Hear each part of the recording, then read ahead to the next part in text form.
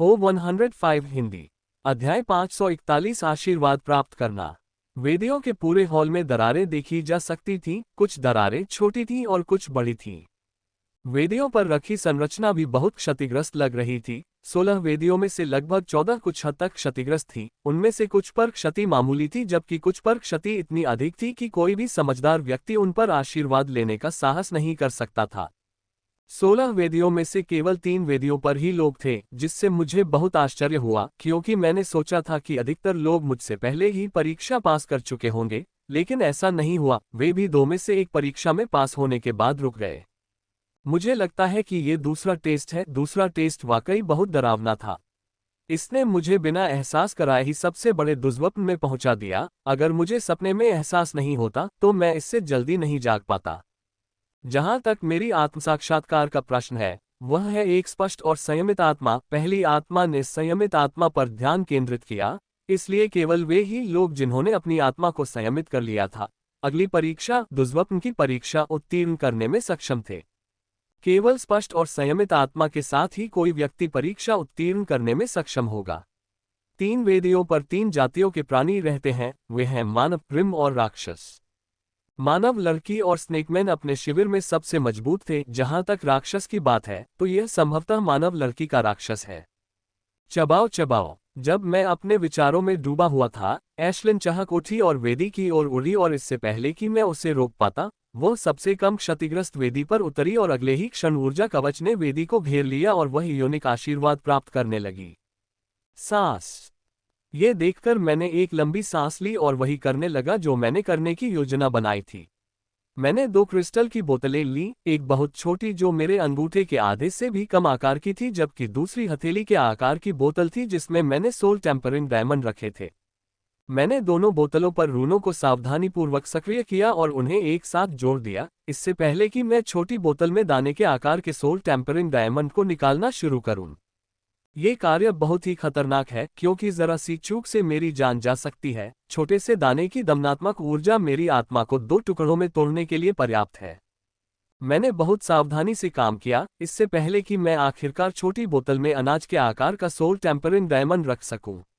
उसके बाद मैंने बड़ी बोतल को स्टोरेज में रख दिया और छोटी बोतल को अपने हाथ में थामे रहा। मैंने ऐसा इसलिए किया क्योंकि मैं सोल टेम्परिंग डायमंड की दमनकारी ऊर्जा का उपयोग करना चाहता था, ताकि मुझे जो आशीर्वाद प्राप्त होगा वह मेरी आत्मा में पूरी तरह से घुल जाए। यह ऐसा है जैसे मैं अपने शरीर के साथ ऊर्जाओं को मिलाने के लिए शरीर सफाई व्यायाम का उपयोग कर रहा हूं। यहां तक कि मैं शरीर सफाई व्यायाम किए बिना भी ऊर्जाओं को अपने शरीर के साथ मिला लूंगा, लेकिन वे उतनी पूर्णता से नहीं मिल पाएंगे जितनी पूर्णता से शरीर सफाई तकनीक का उपयोग करने पर मिलती है। तो सीक्रेट विधि और सोल टेम्परिंग डायमंड की मदद से मैं अपनी आत्मा में आशीर्वाद को और अधिक पूर्णता से मिश्रित करने में सक्षम हो जाऊंगा। अपने हाथ में छोटी बोतल लेकर मैं सबसे कम क्षतिग्रस्त वेदियों में से एक की ओर गया और उस पर बैठ गया, तथा कामना की कि वेदी को हुए नुकसान के कारण उसमें खराबी ना आए। भनभनाना। जैसे ही मैं वेदी पर बैठा, मैंने हल्की सी भनभनाहट सुनी और अगले ही पल ऊर्जा कवच ने वेदी को ढक लिया और वह हल्की सुनहरी रोशनी में चमकने लगी। ये सुनहरी ऊर्जा मेरे शरीर में फैलने लगी, जिससे मुझे हल्की गर्मी महसूस होने लगी। ये देखकर कि मुझे आशीर्वाद मिल रहा है, मैंने पूरे दिल से इसे ग्रहण करने के लिए अपना दरवाजा बंद कर लिया। जैसे ही मुझे योनिक आशीर्वाद मिलना शुरू हुआ, मैंने तुरंत तपना शुरू नहीं किया। तपना समाप्त हुए मुझे सिर्फ 15 मिनट ही हुए थे और मैंने फिर से शुरू करने से पहले 15 से 20 मिनट और इंतजार करने की योजना बनाई। मैं इंतजार कर रहा हूं क्योंकि मैं अपनी आत्मा पर अधिक दबाव डालकर उसे नुकसान नहीं पहुंचाना चाहता। समय बीतता गया और लगभग 10 मिनट बाद मैंने किसी नए व्यक्ति को हॉल में प्रवेश करते हुए सुना, लेकिन मैंने अपना मुंह नहीं खोला क्योंकि मुझे इसकी परवाह नहीं थी, क्योंकि जब तक यह ऊर्जा कवच मुझे घेरे हुए है, तब तक कोई भी मुझे नुकसान नहीं पहुंचा पाएगा, तो इसकी परवाह क्यों करनी चाहिए। जैसे ही मुझे आशीर्वाद प्राप्त हुआ, मैं अपने अंदर आए स्पष्ट परिवर्तनों को महसूस कर सका। मैं महसूस कर सका कि हर सेकंड मेरी आत्मिक शक्ति बढ़ रही है। ये वृद्धि धीमी है, लेकिन दिखाई दे रही है। 10 मिनट और बीतने के बाद मैंने अंततः बोतल को सक्रिय कर दिया और मेरे शरीर के साथ सीधे संपर्क के कारण थोड़ी दमनात्मक ऊर्जा सीधे मेरी आत्मा में रिसने लगी। ऊर्जा की लगभग शून्य बर्बादी हुई, इसलिए इसे हॉल जैसे क्षेत्र मोड में रखने से यह बेहतर है। मैंने दमनात्मक ऊर्जा का संचार करना शुरू कर दिया और जब भी यह ऊर्जा मेरे शरीर से गुजरती तो यह आशीर्वाद को मेरे शरीर में अधिक परिपूर्णता से मिला देती। समय बीतता गया और अधिक लोग आते गए और उन्होंने भी वेदियों पर सीटें ले ली। मैंने जो देखा है उसके अनुसार 16 वेदियों में से 14 क्षतिग्रस्त हैं और उन क्षतिग्रस्त 14 में से केवल 10 ही इतनी अच्छी स्थिति में है कि कोई उन पर बैठ सकता है, जबकि अन्य 4 वेदियों की संरचनाएं बहुत अधिक क्षतिग्रस्त हैं। उन्हें अपने उल्लंघन पर संरचना पर बैठना होगा। उन 4 क्षतिग्रस्त वेदियों पर बैठना बहुत खतरनाक है। मैं आशा करता हूं कि उन पर कोई मनुष्य न बैठा हो। मैं नहीं चाहता कि इस निरर्थक प्रयास में कोई साथी मनुष्य मर जाए। मैंने छोटी बोतल पर कुछ और ऋण सक्रिय किए और दमनकारी ऊर्जा की मात्रा बढ़ गई। मैंने महसूस किया कि यातनापूर्ण दर्द फिर से बढ़ रहा है और जैसे ही मैंने ऊर्जा का संचार बढ़ाया, इस दर्द का अनुभव करना सार्थक है। मैं महसूस कर सकता हूं कि आशीर्वाद मेरी आत्मा में प्रवेश कर रहा है और आशीर्वाद का एक अंश भी बर्बाद किए बिना वे पूरी तरह से मेरे साथ विलीन हो रहे हैं। आत्मा की शक्ति एक एमेथिस्ट सील के बराबर है। अब मुझे आशीर्वाद मिला है जो सुप्रीम कॉम्बैट एक्सरसाइज के एक एमेथिस्ट सील के बराबर है और यह अंत नहीं है। यदि मुझे पता होता कि यह यूनिक आशीर्वाद का टॉवर किस ग्रेड का है तो मैं ये बता सकता था कि मुझे कितना आशीर्वाद मिलेगा, लेकिन सुरक्षा जो इसके बारे में जानकारी दिखा रही थी वह टूट गई थी। मैं केवल एक दुर्लभ आत्मा प्रकार के यूनिक आशीर्वाद टॉवर के बारे में बता सकता था। मुझे आशा है कि यह उच्चतम श्रेणी का होगा, जिसने 5 नीलम मुहर के बराबर आशीर्वाद दिया, जिससे चीजें और अधिक लंबी हो जाएंगी। 1 और आधा घंटा बीत गया, मुझे 2 नीलम मुहर के बराबर आशीर्वाद प्राप्त हुआ और आशीर्वाद आना जारी रहा। भनभनाना। मैंने सोचा कि यह टॉवर उच्चतम श्रेणी का हो सकता है क्योंकि मैं लगातार आशीर्वाद प्राप्त कर रहा हूं, लेकिन कुछ मिनटों के बाद मैंने हल्की भनभनाहट सुनी और आशीर्वाद की गर्म भावना गायब हो गई और अगले ही पल मेरे सामने सब कुछ अंधेरा हो गया। बकवास, बकवास, बकवास, खौफना। जब मैं महल से बाहर निकला तो मैंने सभी प्रकार की आवाजें सुनी और उन सभी आवाजों में से एक मेरी थी और इसका कारण मेरे पेट पर गहरा घाव था, लेकिन जो मुझे मिला वह अन्य लोगों की तुलना में बहुत हल्का था, विशेष रूप से एक ग्रिम राक्षस जिसे 2 टुकड़ों में काट दिया गया था। ग्रिम राक्षस चिल्ला रहे थे कि वे रुकेंगे नहीं। अगर मैं उनकी जगह पर होता तो मैं भी ऐसा ही करता। कमीने को आधे में काट दिया गया है। क्षतिग्रस्त वेदी पर बैठे सभी लोगों को कुछ न कुछ चोटें आई। सबसे हल्की चोट लगी थी, जबकि सबसे गंभीर चोटें तब आईं जब उन्हें महल से बाहर ले जाया गया। 2 मानव और 2 ग्रिम राक्षस अपने अंग खो चुके हैं और अब वे अपने कटे हुए शरीर के अंगों को जोड़ने में व्यस्त हैं, जिसमें आधा कटा हुआ ग्रिम राक्षस भी शामिल है। ग्रिम राक्षसों ने इसे कई औषधियां पिलाई थीं और अब इसके दोनों अंगों को जोड़ने में व्यस्त थे। अगर इसने ओमिनस पौधे के मूल के ग्रेड के समान औषधि पी ली होती तो इसे ठीक होने में अधिकतम 1 घंटा लगता, लेकिन अगर औषधि इससे कम है तो इसे 1 दिन या उससे भी अधिक समय लग सकता है। ये देखकर कि यहाँ मेरे लिए और कुछ नहीं है, मैंने महल के यूनिक आशीर्वाद पर एक आखिरी नज़र डालने के बाद चलना शुरू कर दिया, जो आत्मा में उस तरह से नहीं उतरा था जैसा कि उसे उतरना चाहिए था। ये महल स्पष्ट रूप से खराब है और मैं केवल रहस्यमय अंगूठी के कारण ही इसका दरवाज़ा खोल पाया। अगर यह अंगूठी न होती तो इसके दरवाजे खोलना असंभव होता।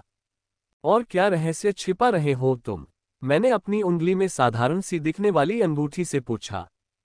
मैं बहुत खुश हूं कि मैंने भंडार में कंकाल के साथ जोखिम लेने का फैसला किया था। ये जोखिम भरा था, लेकिन यह इसके लायक था क्योंकि मैं इस रहस्यमय अंगूठी को पाने में सक्षम था।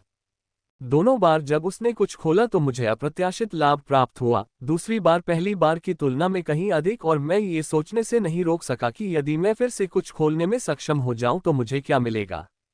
आज मुझे न केवल आत्मा प्रकार का यूनिक आशीर्वाद प्राप्त हुआ था जो कि सुप्रीम कॉम्बैट एक्सरसाइज की 25 मुहरों के बराबर है, बल्कि सोल टेम्परिंग डायमंड के रूप में अद्भुत खजाना भी मिला है जो कि नाइट स्टेज में सबसे अच्छा खजाना हो सकता है। अब मैं एक अच्छी जगह पर स्थापित होना चाहता हूं, निवास करना चाहता हूं और स्तर ऊपर करना चाहता हूं। सुबह तक मैंने लगभग सभी चमत्कारी फलों की ऊर्जा एकत्र कर ली है जिनकी मुझे आवश्यकता थी, और अब मुझे इसे थोड़ा और खिलाना है और मैं पीक मास्टर तक का स्तर बढ़ाने में सक्षम हो जाऊंगा और चमत्कारी फल खाऊंगा जो मुझे सीधे लेफ्टिनेंट चरण में ले जाएगा। लेफ्टिनेंट चरण से न केवल मुझे पर्याप्त मान मिलेगा जिससे मैं अपने शरीर को पूरी तरह से घूमते हुए कवच से ढक सकूंगा, बल्कि मुझे टोटेम बीज भी मिलेगा जो मेरे टोटेम आर्टिफैक्ट को तैयार करने में मदद करेगा। लेकिन सबसे पहली बात यह है कि निवास स्थान बनाने के लिए एक अच्छा स्थान ढूंढना होगा। मैं यहाँ अपना निवास स्थान नहीं बना सकता क्योंकि यह योनिक आशीर्वाद के महल के बहुत करीब है। मेरे शरीर पर आग की लपटें उठने लगीं और जल्द ही उस पर भावर बनने लगे। जल्द ही मेरा कवच 1.15 इंच की सघनता तक पहुंच गया, जो कि सुबह के समय मेरी अधिकतम क्षमता थी, लेकिन अब स्थिति अलग है। मैंने घुमावों को घुमाना जारी रखा और मेरा कवच बिना किसी अस्थिरता के और अधिक सघन होता गया। जल्द ही यह 1.10 इंच की सघनता को पार कर गया और अधिक से अधिक सघन होता चला गया। मैं भावर को घुमाता रहा और तभी रुका जब मैं सीमा पर पहुंच गया। मैंने अस्थिरता के कारण नहीं रोका क्योंकि वहां कोई अस्थिरता नहीं थी। मैंने इसलिए रोका क्योंकि भावर को चाहे जितना भी घुमाया जाए, कवच और अधिक सघन नहीं होता। इसका मतलब यह है कि मेरे पास कवच को और भी अधिक कॉम्पैक्ट बनाने के लिए पर्याप्त आत्मिक ऊर्जा और अपनी शक्तियों पर नियंत्रण है, लेकिन इसका कारण यह है कि इसका डिजाइन अपनी सीमा तक पहुंच गया है, इसलिए यह और अधिक कॉम्पैक्ट नहीं हो पा रहा है। अगर मैं कवच को और भी कॉम्पैक्ट बनाना चाहता हूं ताकि यह मुझे और भी ज्यादा शक्ति दे सके, तो मुझे घुमावदार कवच के डिजाइन में बदलाव करने होंगे। मैंने पहले ही अनुमान लगा लिया था कि ऐसा कुछ हो सकता है और मैंने कुछ विचार सोचे थे, लेकिन मुझे अपने घर की सुरक्षा में यह कोशिश करनी होगी। फिलहाल मुझे जो करना चाहिए वह यह है कि 1.01 इंच की कॉम्पैक्टनेस पर स्विर्लिंग आर्मर द्वारा दी गई शक्ति का परीक्षण करना है। टकराना। जैसे ही मैंने मिनी ब्लास्ट को सक्रिय किया, मैं रॉकेट की तरह हवा में उछला। मेरी गति इतनी अधिक थी कि मैं अपनी आंखें मुश्किल से खोल पा रहा था। हवा के दबाव को सहने के लिए मुझे अपनी आंखों को रुल पावर से ढकना पड़ा। Bang bang bang. मैंने एक के बाद एक मिनी विस्फोट सक्रिय किए और धुंधले ढंग से आगे बढ़ा। मुझे नहीं लगता कि मध्य क्षेत्र के उन राक्षसों को छोड़कर कोई भी मुझे मेरी वर्तमान गति से पकड़ने में सक्षम है। चबाओ चबाओ। ओह। जब मैं नई शक्ति वृद्धि का आनंद ले रहा था, तो अचानक एशलिन मेरे कंधे से चहकते हुए बोली कि कुछ चूहे हमारा पीछा कर रहे हैं। ये सुनकर मैंने अपनी गति धीमी कर ली, जैसे कि मैं कुछ खोज रहा हूं, और 10 मिनट बाद मुझे महसूस हुआ कि 3 लोग मेरा पीछा कर रहे हैं।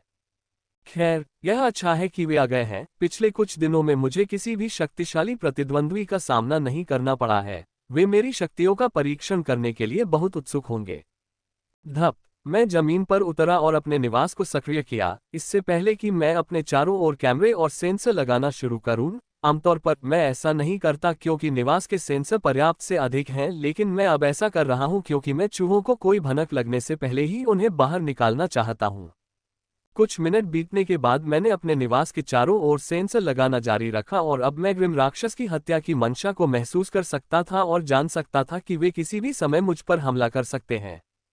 मैं मन ही मन मुस्कुराता हुआ उनके हमले का इंतजार कर रहा था। तभी अचानक मुझे उनकी हत्या की मंशा में वृद्धि का एहसास हुआ और मुझे पता चल गया कि ग्रिम राक्षस मुझ पर हमला कर रहा है। पाचक। बेवकूफ। मैंने टाइगरमैन का सिर काटते हुए कहा। अगर यह पहले होता तो मुझे इसे मारने से पहले कम से कम 1 घंटे तक उससे लड़ना पड़ता, लेकिन अब मुझे बस उस टाइगरमैन पर तलवार से एक वार करना था जो कुछ दिन पहले तक मुझे डराता था। पिछले कुछ घंटों में मेरी ताकत में काफी बड़ा बदलाव आया था। न केवल मुझे आत्मा में बढ़ावा मिला था, बल्कि मेरी आत्मा भी शुद्ध और संयमित हो गई थी, जिसने अप्रत्यक्ष रूप से मुझे अपनी क्षमताओं पर बेहतर नियंत्रण पाने में मदद की थी। और उस घूमते हुए कवच को भी नहीं भूलना चाहिए, जिसे मैंने लगभग 1 इंच तक संकुचित कर दिया था। तो जब इस मूर्ख टाइगरमैन ने मुझ पर हमला किया और अपने लंबे पंजों से मेरा सिर काटना चाहता था, तो मैंने उसका सिर काटने के लिए अपनी तलवार घुमाई। और मजेदार बात यह है कि उसे मारने के लिए मैंने अपनी आधी से भी कम ताकत का इस्तेमाल किया। तुम लोग बाहर क्यों नहीं आते? मैं वादा करता हूं कि मैं भागूंगा नहीं। मैंने उन 2 ग्रिम जाति के राक्षसों से कहा जो पेड़ों के पीछे छिपे हुए थे। कुछ सेकंड तक तो कुछ भी सुनाई नहीं दिया, लेकिन जल्द ही मुझे कदमों की आवाज सुनाई दी, जब पीले सर्पमानव पेड़ों के बीच से निकल रहे थे। पीला सर्पमानव पेड़ों से बाहर आ गया, जबकि पेड़ में छिपा हुआ दूसरा ग्रिम राक्षस वहीं रुका रहा। मैं समझ सकता था कि वह बाहर क्यों नहीं आया। वह टाइगरमैन से थोड़ा अधिक शक्तिशाली है, लेकिन उनके बीच अंतर इतना अधिक नहीं है। उसे स्पष्ट रूप से पता था कि यदि वह बाहर आया तो निश्चित रूप से मारा जाएगा, लेकिन मैं उन लोगों पर दया नहीं दिखाता जो मुझे मारने की मंशा रखते हैं, विशेष रूप से ग्रिम जाति के राक्षसों पर। एशलिन, जाओ और उन लोगों को जो अभी भी पेड़ों में छिपे हुए हैं, पाताल लोक में भेज दो, मैंने एशलिन से कहा, जबकि मैंने अपनी ओर आ रहे पीले सर्प पुरुषों का सामना करने के लिए अपनी गुप्त विधि को सक्रिय किया।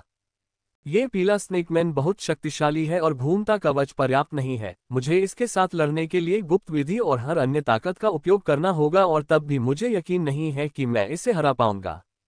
आह थट। जैसे ही ये पीले सांपों वाला आदमी दूरी पार कर रहा था, हमने एक क्षण के लिए चीखने की आवाज सुनी, फिर अचानक चीखना बंद हो गया और अगले ही पल एशलिन जंगल से बाहर आ गया।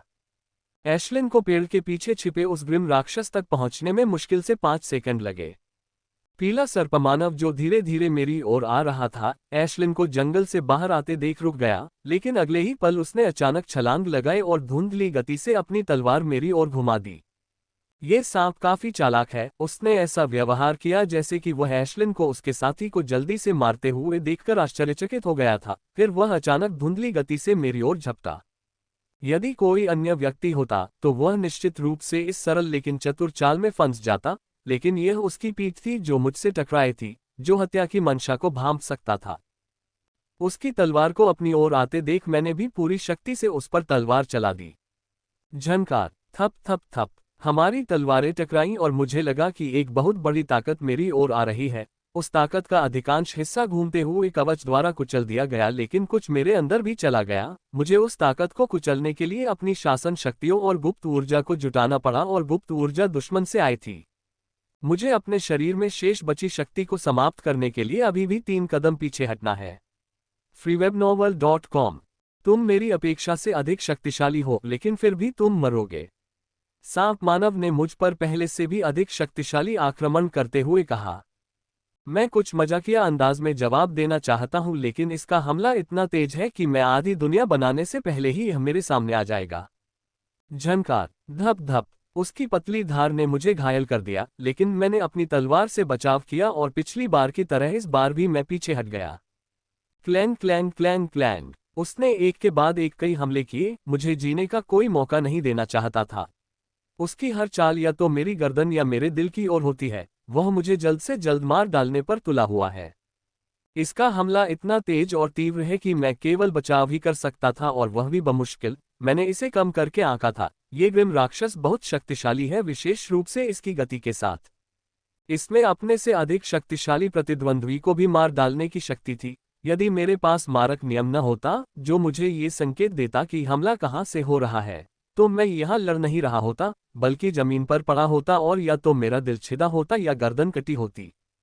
समय बीतता गया और आधा घंटा बीत चुका था और मेरी हालत में जरा भी बदलाव नहीं आया था। यदि यह समान शक्ति वाला कोई अन्य ग्रिम राक्षस होता, जिसमें शक्ति विशेषज्ञता या हरफनमौला होता, तो मेरी हालत इतनी बुरी नहीं होती। यहाँ मैं ये समझ सकता हूँ कि उसके हमले कहाँ से आ रहे हैं और मैं उसके हमले में खामियों को भी पहचान सकता हूँ, लेकिन मैं इस बारे में कुछ नहीं कर सकता क्योंकि मेरे पास उन हमलों को शुरू करने की गति नहीं है। अगर मैं ऐसा करता तो मुझे इसकी कीमत चुकानी पड़ती जो मैंने कुछ मिनट पहले चुकाई थी, और यही कारण है कि मैं सिर्फ बचाव पर ध्यान केंद्रित कर रहा हूँ। कोई सोचेगा कि मैं मुश्किल समय से गुजर रहा हूँ और काफी गुस्से में हूँ क्योंकि मैं केवल बचाव कर रहा हूँ, लेकिन नहीं, वे पूरी तरह से गलत होंगे। मैं वास्तव में लड़ाई का आनंद ले रहा हूँ क्योंकि मैं इससे बहुत कुछ सीख रहा हूँ। यह मेरे लिए एक आदर्श प्रतिद्वंद्वी है क्योंकि यह गति पर भी केंद्रित है। मैं स्पष्ट रूप से देख सकता हूं कि शुद्ध गति क्या कर सकती है, जो मेरी भविष्य की प्रगति की दिशा तय करने में मदद करती है। आधा घंटा और बीत गया और मेरी हालत लगभग वैसी ही बनी रही। केवल एक परिवर्तन ये हुआ कि अब मैं इसकी गतिविधियों को अधिक स्पष्ट रूप से पढ़ सकता हूं, लेकिन पहले की तरह मैं इसमें कोई कमी निकालने में बहुत धीमा हूं। अचानक मुझे उसमें से हत्या की तीव्र इच्छा महसूस हुई और इससे पहले कि मैं बच पाता, उसने मुझ पर हल्का पीला जहर छोड़ दिया। मैं उससे बचना चाहता था, लेकिन मैं ऐसा नहीं कर सका क्योंकि वह बहुत तेजी से आया और जब उसने अपने मुंह से जहर छोड़ा तो सांप ने तलवार से हमला करना बंद नहीं किया। जहर ने जल्दी ही मुझे घेर लिया और मुझ में गहराई तक समा गया। मैं उस जहर के कारण होने वाले अत्यधिक दर्द को महसूस कर सकता था, लेकिन बस इतना ही। दूसरों के लिए यह जहर बेहद खतरनाक है, लेकिन मेरे लिए ऐसा नहीं है। मेरा शरीर अशुभ भूत दांत फूल के सार जहर के साथ विलीन हो गया था, जिसने मुझे जहर के खिलाफ काफी प्रतिरक्षा प्रदान की थी, इसलिए सामान्य जहर मुझे नुकसान नहीं पहुंचा सकता था। अगर यह इसका सार जहर होता तो यह पूरी तरह से अलग बात होती। पीला स्नेकमैन जनजाति का सार जहर बहुत खतरनाक है और मेरी थोड़ी सी भी जहर प्रतिरक्षा कुछ भी नहीं होगी, खासकर जब जहर ब्रिगेडियर चरण के पीले स्नेकमैन से हो। तुम अभी भी ठीक कैसे हो? पीले सर्पमानव ने भयभीत होकर पूछा, क्योंकि उसके समान स्तर और शक्ति वाले लोग भी यदि उसके विष की चपेट में आ जाएं तो दर्द से तड़प उठेंगे। तुम्हारा जहर मुझे नुकसान पहुंचाने के लिए बहुत कमजोर है, केवल तुम्हारा सार जहर ही मुझे कुछ नुकसान पहुंचा सकता है, मैंने कहा, और उस दुर्लभ अवसर का लाभ उठाते हुए मैंने हमला किया, लेकिन निश्चित रूप से इससे बचाव करना आसान था। 1 घंटा और बीत गया और 1 घंटे में उसने अपना जहर 5 बार और छोड़ा, लेकिन मुझे दर्द देने के अलावा वे मुझे कुछ नहीं कर पाए। इस बार अपने आप को भाग्यशाली समझो, अगली बार जब हम मिलेंगे तो तुम इस समय भाग्यशाली नहीं रहोगे, उसने अचानक कहा और जंगल में चलना शुरू कर दिया, क्योंकि उसे विश्वास नहीं था कि मैं उस पर पीछे से हमला करूंगा, या अगर मैंने किया भी तो उसे उससे बचाव करने का पूरा भरोसा था। माफ करना मेरे दोस्त, अगली बार ऐसा नहीं होगा। एशलिन, क्या तुम इस प्यारे दोस्त को अंडरवर्ल्ड में भेज सकती हो? मैंने एशलिन से कहा। यह सुनकर पीला सर्पमानव रुक गया और पीछे मुड़कर देखा तो उसे 9 बड़े आग के गोले दिखाई दे रहे थे जो तेजी से सिकुड़ रहे थे। Bang bang bang. आग के गोले की आभा को महसूस करते हुए ग्रिम राक्षस के शरीर में एक स्पष्ट सिहरन दौड़ गई और वह अपने सभी अंगों के साथ भागने लगा, लेकिन दुर्भाग्य से तब तक बहुत देर हो चुकी थी। John Henkel, Ahsen, Jonathan Davis, Stephen Wall द्वितीय, एल्बिन रोमेनेव, आप सभी को पैट्रियन पर आपके संरक्षण के लिए धन्यवाद। आप आधी कीमत पर पैट्रियन पर 10 अध्याय पढ़ सकते हैं। Link Patreon com monster integration. वह फिर से मजबूत हो गई थी। मैं पीले स्नेकमैन के आधे जले हुए शरीर को देखता हूं और आह भरने से खुद को रोक नहीं पाता। एशलिन के ये आग के गोले बहुत घातक हैं। सिर्फ एक आग के गोले ने पीले स्नेकमैन को लगभग जला दिया था। एशलिन ने अपने 9 फायरबॉल बुलाए थे, लेकिन राक्षस को एक फायरबॉल से मरा हुआ देखकर उसने बाकी सभी फायरबॉल को नष्ट कर दिया था। यह अच्छा हुआ कि उसने ऐसा किया, अन्यथा वह एक बहुत अच्छा शरीर बर्बाद कर देती जो मुझे बड़ी संख्या में मैना क्रिस्टल देता। मैंने ग्रिम जाति के राक्षस से संबंधित सभी सामान को एकत्र कर लिया और उन्हें अपने भंडारण में रख दिया, उस विशेष भंडारण में जिसमें मैंने केवल ग्रिम राक्षसों को ही संग्रहित किया था। मेरे भंडार में ग्रिम राक्षसों का ढेर लगा हुआ है और अकेले ही वह बहुत कीमती है, और चौकी पर लौटने के बाद मैं उनमें से बहुत सारा राक्षस इकट्ठा करने जा रहा हूँ। उस समय मैं मैना क्रिस्टल में तैर रहा हूँगा और मैं उनसे बहुत सारा राक्षस इकट्ठा करने जा रहा हूँ। सब कुछ इकट्ठा करने के बाद मैं निवास के अंदर गया और वह काम करने लगा जो मैं शाम को करता हूँ। 2 घंटे बाद मैं अभ्यास कक्ष में खड़ा हूँ और मेरा दिल तेजी से धड़क रहा है। अब मुझे चमत्कारी फल की ऊर्जा को थोड़ी सी ऊर्जा देने की जरूरत है और मैं मास्टर स्तर के शिखर तक पहुंचने में सक्षम हो जाऊंगा। अब महत्वपूर्ण प्रश्न यह है कि क्या मैं स्तर ऊपर जाने के बाद चमत्कारी फल को सीधे खाऊं या स्तर ऊपर जाने के बाद चमत्कारी फल को ऊर्जा देने के लिए इस चमत्कारी फल का उपयोग करूं।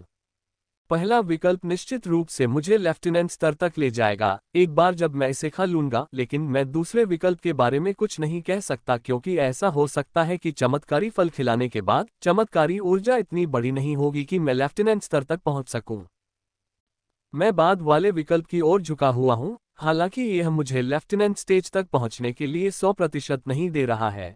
बाद वाले विकल्प की ओर मेरा झुकाव इसलिए है क्योंकि मुझे विश्वास है कि अगर मैं चमत्कारी फल को चमत्कारी फल की ऊर्जा खिलाता हूं तो यह और अधिक उत्परिवर्तित होगा, जिससे इसके खाने की गति बढ़ जाएगी। बहुत कम चीजें हैं जो इसके उत्परिवर्तन को बढ़ाने में मदद कर सकती हैं और चमत्कार फल ऊर्जा उनमें से एक है, और यह अधिक उपयोगी होगा यदि मैं चमत्कार फल को चमत्कार फल ऊर्जा को खिलाता हूं तो यह मुझे लंबे समय में मदद करेगा। गल्प। चमत्कार फल को निगलने से पहले मैंने कुछ देर सोचा। मैंने इसे चबाया नहीं है क्योंकि मैं मास्टर के शिखर तक पहुंचने के बाद इसे चमत्कार फल ऊर्जा को खिलाने जा रहा हूं। चमत्कारी फल को अपने पेट में रखने के बाद मैंने शरीर शुद्धिकरण व्यायाम करना शुरू किया और जल्द ही 108वें आसन पर पहुंच गया और चमत्कारी फल की ऊर्जा बाहर निकलकर अपने आसपास की ऊर्जाओं को खाने लगी। मेरे अंदर न केवल औषधीय ऊर्जाएं थीं, बल्कि घनी मात्रा में हल्के पीले रंग की ऊर्जाएं भी थीं। ये पीली ऊर्जाएं पीले सर्पमानव का जहर थीं। मैं अभ्यास करता रहा और कुछ समय बाद बॉडी क्लींजिंग तकनीक की 35वीं मुद्रा तक पहुंच गया। ये वही मुद्रा है जिस तक मैं सुबह पहुंचा था। वर्तमान में चमत्कारी फल ऊर्जा इतनी बड़ी हो गई है कि मैं स्तर ऊपर कर सकता हूं, लेकिन मैं अभी भी 36वें आसन तक शरीर की सफाई तकनीक का प्रदर्शन करना चाहता हूं। इसलिए न केवल मैं स्तर ऊपर करूंगा बल्कि मैं मामूली सफाई से भी गुजरूंगा। धप। कुछ मिनट बाद मैं दूसरे मूव की 36वीं मुद्रा में पहुंच गया और फर्श पर गिरते ही चमत्कारी फल ऊर्जा निकली। जैसे ही चमत्कारी फल ने सभी बाधाओं को तोड़ते हुए मुझे ऊपर उठाना शुरू किया, मैंने भी ऊपर स्तर पर जाना शुरू कर दिया, लेकिन मेरे चेहरे पर कोई मुस्कान नहीं थी क्योंकि मैं सबसे खराब गंधों में से एक को सूंघ रहा था और वह गंध मेरे स्वयं से आ रही थी। मैं 10 से अधिक बार माइनर क्लींजिंग से गुजर चुका था और दसियों बार इस भयानक गंध को सूंघ चुका था, लेकिन मैं कभी भी इसकी आदत नहीं डाल पाया था। न तो मैं और न ही कोई समझदार व्यक्ति इस गंध की आदत नहीं डाल सकता, चाहे उसने कितनी भी बार इसे सूंघा हो। गंध से दूर रहने के लिए मैंने पूरी तरह से उस स्तर पर ध्यान केंद्रित करना शुरू कर दिया जिससे मैं गुजर रहा था। मैं अपने शरीर और आत्मा की प्रगति को स्पष्ट रूप से महसूस कर सकता था और यह भी देख सकता था कि कैसे चमत्कारी फल की ऊर्जा मेरे शरीर के हर हिस्से में फैल रही थी। कुचलना। जल्द ही स्तर ऊपर खत्म हो गया और चमत्कारी फल की ऊर्जा मेरे शरीर में वापस रिसने लगी, ये देखकर कि मैं अपनी ऊर्जा के साथ अपने पेट रूपी चमत्कारी फल को कुचल रहा हूँ। मानो पतंगे ने आग को देखा हो, चमत्कारी फल की ऊर्जा ने यू टर्न ले लिया हो और उस ऊर्जा की ओर भागा हो जो चमत्कारी फल फैल रही थी। जैसे ही वह ऊर्जा के पास पहुंचा, चमत्कारी फल की ऊर्जा ने उस ऊर्जा को खाने की कोशिश की, जैसे कोई जानवर हो जो भगवान जाने कितने सालों से भूखा हो। इसने ऊर्जा खाना शुरू कर दिया और मैं देख सकता था कि जितना ज्यादा चमत्कारी फल ऊर्जा को खा रही थी, उतना ही ज्यादा बैंगनी धब्बा उस पर उग रहा था। वहां बैंगनी धब्बे की गति धीमी है, लेकिन ये स्पष्ट रूप से दिखाई दे रहा है। वे बैंगनी चीजें उत्परिवर्तन है और यह धीमी लेकिन दृश्यमान गति से बढ़ रही है। समय बीतता गया और कुछ मिनटों बाद क्रीम वायलेट रंग की ऊर्जा मेरे शरीर में वापस आ गई। मैं स्तर ऊपर नहीं उठा पाया, लेकिन मेरे चेहरे पर अभी भी मुस्कान है। चमत्कारी फल खाने से पहले चमत्कारी फल की ऊर्जा का उत्परिवर्तन 12% था, लेकिन अब यह बढ़कर 31% हो गया है, जो ऊर्जा की मूल गति से 31 गुना अधिक है। चमत्कार फल की ऊर्जा में बहुत अधिक वृद्धि नहीं हुई है, लेकिन मैं इस गति से दुखी नहीं हूं। जब तक मैं इसे खाने के लिए पर्याप्त ऊर्जा प्रदान करता हूं, मुझे विश्वास है कि मैं लेफ्टिनेंट चरण तक पहुंचने में सक्षम हो जाऊंगा। 1 मिनट बाद स्तर ऊपर समाप्त हो गया। मैंने अपने स्रोत से कुछ महसूस किया जिसे देखने की मुझे उम्मीद थी। स्तर ऊपर जाने के बाद एशलिन ने फिर से रक्त से ऊर्जा चूसना शुरू कर दिया, जैसे हर स्तर ऊपर जाने के बाद करता है। ये प्रक्रिया लगभग 1 घंटे तक चली और फिर रुक गई और मेरी अग्नि क्षमता पुनः बढ़ गई। मैंने एक बार फिर अपनी स्थिति की जांच की और फिर उठकर इस भयानक गंध से छुटकारा पाने के लिए बाथरूम की ओर चला गया। बाथरूम से बाहर निकलने के बाद मैंने गुप्त विधि का अभ्यास करना शुरू कर दिया। आज मेरी आत्मा की शक्ति में स्पष्ट वृद्धि हुई और मैं और अधिक आत्मा गुप्त ऊर्जा को चूसने का अभ्यास करना चाहता हूँ। इससे पहले मैं अपनी आत्मा की शक्ति से प्रतिबंधित था क्योंकि मेरे पास काफी मजबूत शरीर था, लेकिन उससे मेल खाने वाली मजबूत आत्मा शक्ति नहीं थी। अब न केवल मुझे अधिक आत्मिक शक्ति प्राप्त हुई है, बल्कि मेरी आत्मा भी साफ और संयमित हो गई है। इसलिए मैं अधिक गुप्त ऊर्जा का उपयोग करने में सक्षम हो जाऊंगा, जिससे मेरी ताकत बढ़ेगी। मुझे वास्तव में ताकत की जरूरत है। अगर ग्रैंड पैलेस आज दिखाई दिया तो ये खंडहर पहले की तुलना में 10 गुना अधिक खतरनाक हो जाएगा, क्योंकि मिड जोन्स के राक्षस भी पैलेस के लिए बाहर आ जाएंगे। मैंने रमन के रोष का 1 घंटे तक अभ्यास किया। उसके बाद मैंने स्विर्लिंग आर्मर पर स्विच किया और इस पर काम करना शुरू किया। मैंने लेवल अप किया था, इसलिए मेरा मैना स्टोरेज बढ़ गया था। इसका मतलब है कि मेरे पास अपने शरीर के अधिक स्थान को कवर करने के लिए मैना है और मैं 2 और बड़े स्विरल जोड़ूंगा जैसा कि मैंने योजना बनाई थी। ये स्विरलिंग आर्मर की शक्ति को कई गुना बढ़ा देगा। मुझे घूमते हुए कवच के साथ भी कुछ चीजों की कोशिश करनी है, क्योंकि वर्तमान डिजाइन अपनी सीमा तक पहुंच गया है। अगर मुझे कवच को और अधिक कॉम्पैक्ट बनाना है तो मुझे घूमते हुए कवच के डिजाइन में कुछ बदलाव करने होंगे, लेकिन मुझे नहीं लगता कि मेरे पास आज रात ऐसा करने का समय होगा। अभी भी कुछ नहीं। मैंने आकाश की ओर देखते हुए फुसफुसाते हुए कहा। मैं अपने घर की छत पर बैठा हुआ ग्रैंड पैलेस के संकेत के प्रकट होने की प्रतीक्षा कर रहा था। अभी दोपहर हो चुकी है और यदि ग्रैंड पैलेस का सिग्नल नहीं दिखा तो संभावना है कि ग्रैंड पैलेस भी नहीं दिखेंगे। मैं आशा करता हूं कि ऐसा न हो। खंडहर में रहने वाले लगभग सभी लोग भव्य महलों के प्रकट होने की आशा कर रहे हैं। भले ही उनमें भव्य महल में प्रवेश करने की क्षमता न हो, फिर भी वे चाहते हैं कि वह प्रकट हो। सांस आह भरते हुए मैं उस किताब की ओर लौट गया जिसे मैं पढ़ रहा था। प्रतीक्षा करना बहुत कष्टकारी है, इसलिए मैंने वह किताब पढ़ने का निर्णय लिया जिसे मैं काफी समय से पढ़ना चाहता था।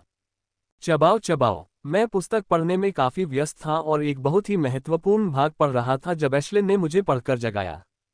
आखिरकार ये दिख ही गया, मैंने कहा और आसमान में छलांग लगा दी और तब तक छलांग लगाता रहा जब तक मैं आसमान तक नहीं पहुंच गया। आकाश में मैं एक चमकीली नीली किरण देख सकता था। यह इतनी चमकीली थी कि हर कोई इसे देख सकता था और वहां एक नहीं बल्कि 3 अन्य अलग अलग रंग की रोशनियां थीं, लेकिन वे काफी फीकी लग रही थीं। इस खंडहर के पार लगभग 9 बीम होने चाहिए। 9 बीम का मतलब है 9 भव्य महल। मैं जहां हूं वहां से केवल 4 ही देख पा रहा था, लेकिन मुझे यकीन है कि हमेशा की तरह यहां भी 9 बीम है। अब मेरे पास किरणों में से किसी एक तक पहुंचने के लिए 7 दिन हैं, और ये देखते हुए कि निकटतम किरण कितनी उज्जवल है, यदि मैं एशलिन पर सवार होकर जाऊं तो मुझे रात तक वहां पहुंचने में सक्षम होना चाहिए। यदि मैं एक मिनी ब्लास्ट का उपयोग करता हूं तो निश्चित रूप से मुझे 2 से 3 दिन लगेंगे। इसीलिए मैंने कहा था कि मॉफिन का फल केवल एशलिन के लिए ही सुविधाजनक नहीं है, यह मेरे लिए भी बहुत सुविधाजनक है। जितना हो सके उतना ऊंचा उड़ो, मैंने एशलिन से कहा। जब मैं एशलिन पर बैठा था, मैं नहीं चाहता कि मध्य क्षेत्र से कोई राक्षस मेरे सामने आए, इसलिए बेहतर होगा कि एशलिन ऊंची उड़ान भरें। इससे न केवल हमें सुरक्षित रहने में मदद मिलेगी, बल्कि इससे हमें ग्रैंड पैलेस महल तक तेजी से पहुंचने में भी मदद मिलेगी। चबाओ चबाओ, एशलिन खुशी से चहक उठी और उसने अपने पंख फड़फड़ाए और हम हवा में उड़ गए। ये बहुत ठंडा है, मैंने कहा जब मैंने देखा कि बर्फ की परत मेरे ऊपर आ रही है। हम जितना ऊपर जाएंगे वातावरण उतना ही ठंडा होता जाएगा। न तो मैं और न ही एशलिन को ऐसी ठंड से कोई परेशानी है, क्योंकि हम अपने आसपास के नज़ारे का आनंद लेते हुए आसमान में उड़ रहे थे। जैसे जैसे हम उड़ते गए, समय बीतता गया और हमें किसी भी प्राणी का सामना नहीं करना पड़ा, सिवाय एक राक्षस के जिसे एशलिन ने तब तक मार डाला जब तक उसे पता नहीं चला कि उसे किसने मारा था। मैं जहां तक ऊंचाई पर था, मैं देख सकता था कि लोग हमारी ओर अपनी उच्चतम गति से बढ़ रहे थे, लेकिन कोई भी एशलिन की गति से थोड़ी सी भी बराबरी नहीं कर पा रहा था। एशलिन ने उन सभी को पीछे छोड़ दिया था। ये देखते हुए कि बीम तक पहुंचने में अभी काफी घंटे बाकी है, मैंने अपने हाथ में मौजूद छोटी बोतल पर कुछ रूनों को सक्रिय किया और दमनकारी ऊर्जा को अपनी आत्मा में प्रसारित करना शुरू कर दिया। जब मैं सुबह बॉडी क्लींजिंग तकनीक का अभ्यास कर रहा था, तब मैंने सोल टेम्परिंग डायमंड के साथ अभ्यास किया था, और मुझे कहना होगा कि यह मेरे जीवन के सबसे अजीब अनुभवों में से एक है, क्योंकि मैं एक साथ 4 विधियों का अभ्यास कर रहा था। मैं अपने शोधन इंजन में अपने मन को परिष्कृत कर रहा हूं, जो मैं हमेशा करता रहता हूं सिवाय जब मैं सोता हूं। यह मेरी एक अचेतन आदत बन गई थी, क्योंकि मैं इसे वर्षों से कर रहा हूं। और एक बॉडी क्लींजिंग तकनीक और सुप्रीम कॉम्बैट एक्सरसाइज है जो मैं एक साथ करता हूं, इसलिए हर दिन 1 घंटे से अधिक समय तक मैं 3 विधियों का अभ्यास करता हूं। लेकिन आज मैंने इसमें सीक्रेट विधि को भी शामिल कर लिया। मैंने इसे मजे के लिए शुरू किया था और मुझे नहीं लगता था कि मैं इसे लंबे समय तक कर पाऊंगा, लेकिन मेरे आश्चर्य की बात है कि मैं इसे करने में सक्षम था, और यहां तक कि जिन सभी तरीकों का मैं अभ्यास करता था उनमें काफी प्रगति भी करने में सक्षम था। यद्यपि इससे मैं मानसिक रूप से बहुत थक गई और मैं कम से कम आधे घंटे तक नहीं उठी, लेकिन यह इसके लायक था और मैं हर दिन ऐसा करने की योजना बना रही हूँ। 4 विधियों का अभ्यास करने का एक और लाभ यह है कि इससे मेरे दिमाग को विभाजित करने और एक साथ कई कार्य करने में मदद मिलती है। ऐसे व्यायाम दिमाग को लचीला और चुस्त बनाने में मदद करते हैं, जो किसी भी इवॉल्वर के लिए आवश्यक है। मैंने अपनी आत्मा को आत्मा तड़का विधि से आधे घंटे तक तड़पाया, फिर इसे बंद कर दिया। मैं इसे 1 घंटे और भी जारी रख सकता था, लेकिन मैं इसे इतना अधिक नहीं करना चाहता था कि मेरी आत्मा को नुकसान पहुंचे। जल्द ही दोपहर हो गई और हम बादलों के ऊपर उड़ रहे थे, तभी मुझे नीचे से कुछ आवाज सुनाई दी। उस ध्वनि की ओर उड़ो, लेकिन बहुत पास नहीं, मैंने एशलिन से कहा, और एशलिन ने अपनी गति धीमी कर दी और थोड़ा नीचे गोता लगाया। हॉन्फना। जल्द ही मुझे वह आवाज दिखाई दी और मैं दंग रह गया। आकाश में 2 लोग लड़ रहे थे, एक मानव था जबकि दूसरा ग्रिम राक्षस था।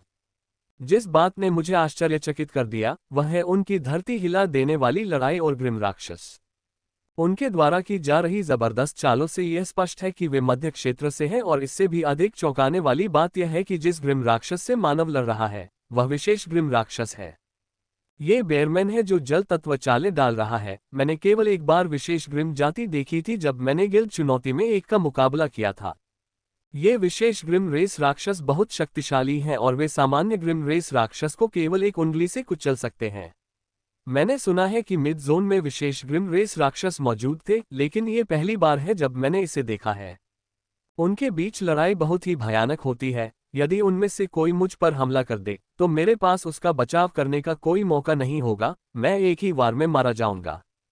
मुझे स्पष्ट रूप से पता था कि मेरी शक्ति बहुत पहले ही 3 स्टार एलिट से अधिक हो चुकी थी और अब सामान्य 4 स्टार एलिट से अधिक होनी चाहिए। मैंने सोचा कि भले ही मैं मिडजोन से उन लोगों के सामने आ जाऊं, कम से कम मुझे धीरे धीरे भागने का मौका मिलेगा, लेकिन उनकी लड़ाई को देखकर मैंने उनका विश्वास पूरी तरह खो दिया था। मैं एशलिन के साथ जाने से पहले कुछ मिनट और देखता हूँ ताकि मेरी नज़र किसी पर न पड़े और मैं अपने लिए अनपेक्षित परिणाम न ले लूँ। आधे घंटे बाद सब कुछ अंधेरा हो गया और मैं अंततः 9 प्रकाश किरणों को देखने में सक्षम हो गया। हालांकि कुछ किरणें अत्यंत फीकी थीं, लेकिन जब मैंने ध्यान केंद्रित किया तो मैं उन्हें देख सका। जैसे जैसे हम नीली किरण के करीब पहुंचे, वो बड़ी और बड़ी होती गई, जब तक कि मैंने नीली किरण को कुछ किलोमीटर के क्षेत्र को कवर करते नहीं देखा और उस किरण के अंदर महल का एक सिलहूट देखा जा सकता था। यह एक विशाल महल है और यह आकाश में उड़ रहा है। यदि नीली किरणें इसे पूरी तरह से न ढक रही होती, तो मैं देखना चाहता कि क्या यह उतना ही सुंदर है जितना वे कहते हैं। बीम से कुछ 20 किलोमीटर दूर उतरा और फिर एक छोटे विस्फोट के साथ उसकी ओर बढ़ा। अगर यह चौकी होती तो मैं इस बारे में इतना सतर्क नहीं होता कि दूसरे लोग एशलिन की क्षमता को नोटिस कर लें, लेकिन इस खंडहर में ऐसे लोग मौजूद हैं जो मुझे एक ही झटके में मार सकते हैं। टकराना। मैंने मिनी ब्लास्ट को सक्रिय किया और बीम की ओर उड़ गया। मेरी गति इतनी तेज थी कि मुझे नीली बीम के पास पहाड़ी तक पहुंचने में कुछ मिनट लग गए। एक शहर, मैंने फुसफुसाते हुए कहा, क्योंकि यही तो मैं देख रहा हूं। जहां तक आंखें देख सकती हैं, वहां कतारें ही कतारें हैं और हर जगह लोग दिखाई दे रहे हैं। अकेले इंसानों की संख्या 3 से 4 लाख होगी। यह एक शहर जैसा लग रहा था। ग्रिम राक्षस ने भी अपना शिविर लगाया था, जिसमें हमारी संख्या से दुगुनी से भी ज्यादा लोग थे। मैं पहाड़ी पर कुछ मिनट रुककर दोनों शिविरों को देख रहा था, फिर मैं शिविर की ओर चल पड़ा। सिंगल को बाहर आए हुए मुश्किल से 1 दिन हुआ था, पहले से ही इतने सारे लोग हैं। मुझे आश्चर्य है कि 1 हफ्ते में कितने लोग आए। कम से कम कुछ मिलियन होंगे और यह ग्रिम की तरफ है। दोनों पक्षों ने पहले ही अपना शिविर बना लिया था और सुरक्षा बहुत कड़ी लग रही थी, विशेषकर दोनों पक्षों की सीमा पर। हजारों सुरक्षा कलाकृतियों के संग्रह से बने शिविरों की दीवारें सैकड़ों प्रेरी शक्ति से युक्त हैं और उनकी रखवाली करते लोग देखे जा सकते हैं। कैंप में प्रवेश के लिए 4 द्वार हैं और प्रत्येक द्वार पर एस क्लास गिल्ड का प्रतीक चिन्ह बना हुआ था। मैं रेंजिंग थंडर का सदस्य हूं, इसलिए मैं स्पष्ट रूप से उस द्वार की ओर चला गया जिस पर रेजिंग थंडर का प्रतीक बना हुआ था। पंजीकरण के लिए दर्जनों लाइनें थीं, इससे पहले कि उन्हें अंदर जाने की अनुमति दी गई, लेकिन मैं सीधे गेट की ओर चला गया और किसी ने मुझे नहीं रोका। गेट के अंदर मुझे पंजीकरण करना था, जो मैंने शिविर के अंदर प्रवेश करने से पहले स्कैनर पर अपने गिल्ड बैच को दिखाकर किया था। शिविर को विभिन्न भागों में विभाजित किया गया है, लेकिन 2 महत्वपूर्ण हैं और वे हैं आवासीय एरिया और बाजार एरिया। दोनों ही बहुत बड़े हैं, लेकिन एक ने मुझे सबसे अधिक उत्साहित किया, वह है बाजार। ये बाजार गार्डन के बाजार से कम 1000 गुना बड़ा है और मुझे इस बात में कोई संदेह नहीं है कि बड़े बाजार के कारण मुझे 17 औषधियों के लिए सभी सामग्रियां मिल जाएंगी। न केवल अपने लिए, बल्कि मुझे पूरा विश्वास है कि आने वाले लाखों लोगों के कारण मुझे अपने परिवार और दोस्तों के लिए भी घोल बनाने की सामग्री मिल जाएगी। टिंग टिंग टिंग। मैं बाजार की ओर चल पड़ा था कि अचानक वह कंगन बज उठा जो तब से नहीं बजा था जब से मैं इस खंडहर में आया था। ये ब्रेसलेट हमें हमारे पूर्व टीम लीडर ने दिया था। यदि हम एक दूसरे की एक निश्चित सीमा में प्रवेश करते तो ये ब्रेसलेट बजता और दिशा दिखाता।